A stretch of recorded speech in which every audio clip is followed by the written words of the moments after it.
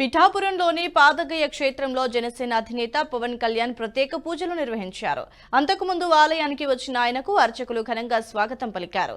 దర్శనం అనంతరం పండితులు పవన్ కు వేదాశీర్వచనం చేసి అమ్మవారి చిత్రపటాన్ని అందజేశారు.